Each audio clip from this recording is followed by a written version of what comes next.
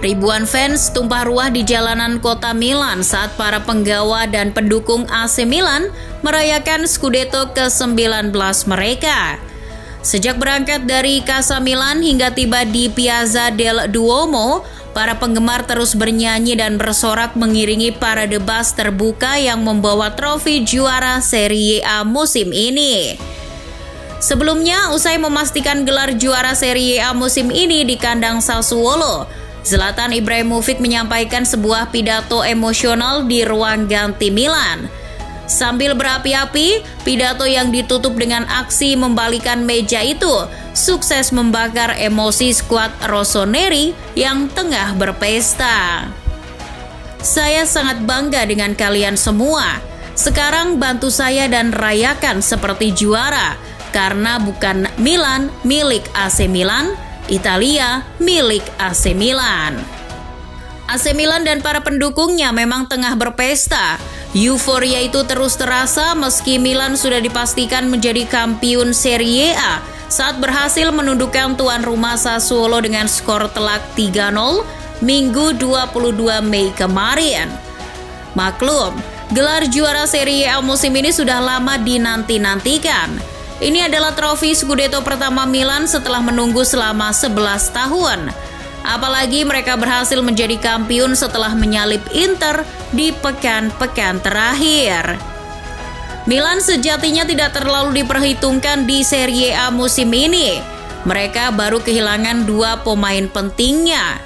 Skuad yang masih sangat muda dan tanpa pemain bintang jadi beberapa kekurangan mereka. Juara bertahan Inter dan Juventus yang kembali dilatih Allegri sebetulnya lebih difavoritkan di awal musim. Lalu apa yang jadi faktor keberhasilan Milan merengkuh Scudetto musim ini? Ada beberapa pilar penting di balik Scudetto ke-19 AC Milan musim ini. Pilar-pilar penting inilah yang berhasil membangkitkan kembali jiwa iblis Il Diavolo Rosso. Pilar utama keberhasilan Milan tentu saja kehadiran Paolo Maldini. Sebagai direktur teknik, Maldini adalah pusat semesta dari era baru AC Milan. Kecintaan dan karisma seorang Paolo Maldini untuk Milan sudah tak perlu diragukan lagi. Setelah berulang kali menolak, Maldini akhirnya mau turun gunung ketika dibujuk Ivan Gazidis menjadi direktur strategis dan pengembangan olahraga pada Agustus 2018. Selepas Leonardo mundur, dia naik jabatan menjadi direktur teknik ditemani Ricky Massara sebagai direktur olahraga. Bersama Massara, Gazidis dan Geoffrey Moncada sebagai kepala pemandu bakat, Maldini membentuk struktur manajemen klub yang kuat dan sehat. Maka ketika ada pemain yang menuntut gaji terlampau tinggi, ia tanpa kompromi melepas pemain yang hatinya sudah bukan merah hitam. Meski tindakan itu membuat Milan kehilangan si pemain secara gratis. Sebagai dirtek, Maldini juga pandai menjaga jarak. Dia selalu terlihat di Milanello ketika pemain berlatih dan juga selalu menemani tim di setiap pertandingan. Kehadirannya itu adalah salah satu sumber motivasi terbesar skuad muda Rossoneri. Meski begitu, kehadirannya tak sampai mengganggu kinerja Stefano Pioli. Berbicara soal Pioli, Maldini adalah sosok yang dulu begitu ngotot menunjuk Stefano Pioli sebagai allenatore Milan. Pada awalnya keputusan tersebut diragukan banyak pihak, mengingat track record Pioli yang nirgelar. Namun kini seluruh usaha kerasnya bersama Ricky Massara dan Ivan Gazidis terbayar tuntas. Pioli jadi nahkoda yang berhasil mempersembahkan Scudetto ke-19 untuk AC Milan. Meski peran Maldini begitu besar di balik layar, tetapi keberhasilan Milan musim ini juga jadi pembuktian seorang Stefano Pioli. Pelatih 56 tahun itu adalah pilar penting berikutnya yang jadi kunci sukses Milan merengkuh Scudetto. Pada awalnya Pioli begitu diremehkan. Tagar hashtag Pioli out bahkan sudah menggema sebelum ia resmi melatih. Namun seiring berjalannya waktu, tagar tersebut kini berubah menjadi Pioli is on fire. Pioli tak pernah mengeluh soal aktivitas transfer Milan. Dengan daya magisnya, ia juga mampu memaksimalkan skuad yang ada saat badai cedera menggerogoti para pemainnya. Pun saat hasil akhir tak sesuai harapan, Pioli cepat bangkit dan membuat mental bertarung timnya tetap terjaga. Intinya, di akhir musim ia berhasil membungkam berbagai kritik dulu meremehkannya. Namun Pioli tak bekerja sendiri. Ia punya departemen data di belakangnya.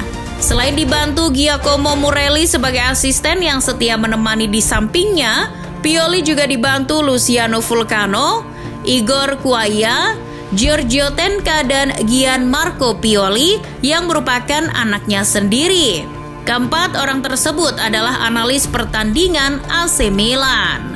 Pada saat pertandingan, mereka punya tugas masing-masing. Luciano Vulcano akan duduk di bangku cadangan. Sementara Igor Quaia, Giorgio Tenca, dan Gianmarco Pioli biasanya akan duduk di tribun atau ruang pers untuk merekam jalannya pertandingan sekaligus menganalisis jalannya permainan. Data real time yang diperoleh itu kemudian diteruskan kepada Vulcano dengan mengirim data pertandingan ke laptopnya. Vulcano kemudian mengolah data tersebut dan memberikan masukan kepada Morelli atau Pioli. Iya, Milan yang katanya bermain gerasak-gerusuk itu memakai data untuk membaca pertandingan dan menentukan taktik yang pas untuk mengalahkan lawan-lawannya di Serie A. Dengan memanfaatkan data, pasukan Pioli selangkah lebih maju dan hasilnya mereka jadi yang terbaik di Serie A musim ini dengan torehan 86 poin dalam 38 pertandingan. Namun Pioli dan para asistennya tak akan berhasil tanpa kerja keras para pemain di atas lapangan. Faktanya, musim ini Milan punya banyak pemain yang tampil apik di Serie A. Bahkan beberapa di antaranya juga memenangkan penghargaan individu. Di bawah Mister, keberadaan Mike Migno sangatlah vital. Migno bisa dibilang sebagai rekrutan terbaik Milan musim ini.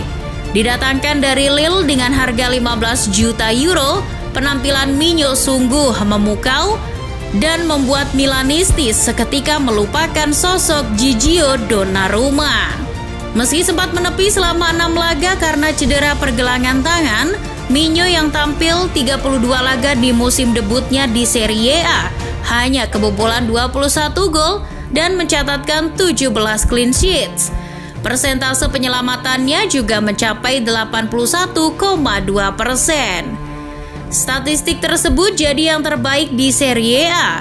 Bahkan menurut catatan Opta, kiper 26 tahun itu memiliki persentase penyelamatan tertinggi di antara para kiper di 5 liga top Eropa musim ini. Maka tak mengherankan jika kiper timnas Prancis itu terpilih sebagai kiper terbaik Serie A musim ini. Kedikdayaan Migno di bawah Mister juga dibarengi dengan performa apik Fikayo Tomori dan Pierre Kalulu. Sejak Kalulu menggeser Ramagnoli dan berduet dengan Tomori, lini belakang Milan makin sulit ditembus. Buktinya dalam 10 pertandingan terakhir, gawang Milan hanya bobol 2 kali dan 8 kali mencatat clean sheets. Itu semua terjadi saat Tomori dan Kalulu berduet di jantung pertahanan Milan. Jangan lupakan pula kontribusi Theo Hernandez. Selain atribut defense-nya yang makin solid, Theo juga makin tajam. Dia adalah bek kiri paling subur di liga dengan torehan 5 gol dan 5 assist. Di lini tengah, peningkatan performa Sandro Tonali adalah penyebab makin kreatifnya gelandang AC Milan. Jika musim lalu ia tak menghasilkan gol maupun assist, musim ini penampilan Tonali makin nyetel dengan sumbangan 5 gol dan 2 assist. Sementara itu di lini depan, sosok Rafael Leao jelas jadi pusat perhatian. Dia adalah MVP Milan musim ini, sekaligus pula terpilih sebagai MVP Serie A musim ini. Penghargaan tersebut jadi buah dari perjudian Milan yang dulu menggait Leao dengan harga 30 juta euro saat dirinya masih berusia 20 tahun. Dibanding musim lalu, Rafael Leao memang meningkat pesat. Kecepatan dan skillnya di atas lapangan membuatnya sulit dihentikan.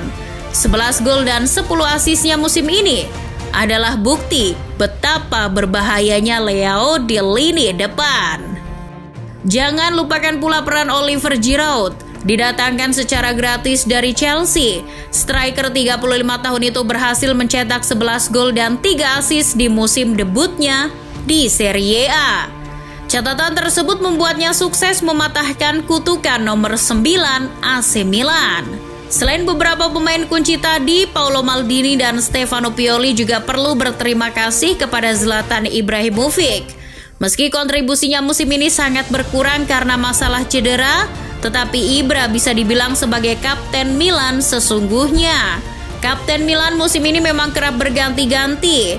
Secara resmi kapten tim dijabat oleh Alessio Ramagnoli. Lalu belakangan ini ban kapten lebih sering menempel di lengan Davide Calabria. Sebelumnya Frank Kessie juga pernah didaulat menjadi kapten sementara. Namun kapten sesungguhnya adalah Zlatan Ibrahimovic. Keberadaan Ibra di ruang ganti, tempat latihan dan saat pertandingan sangatlah krusial. Seperti yang Ibra bilang, ia jadi pilot dalam skuad muda AC Milan. Itulah tadi pilar-pilar penting yang sukses mengantar Milan merengkuh Scudetto musim ini. Apa yang Milan raih musim ini bukanlah hasil instan, melainkan buah dari kesabaran dan keuletan mereka dalam membangun ulang kekuatannya.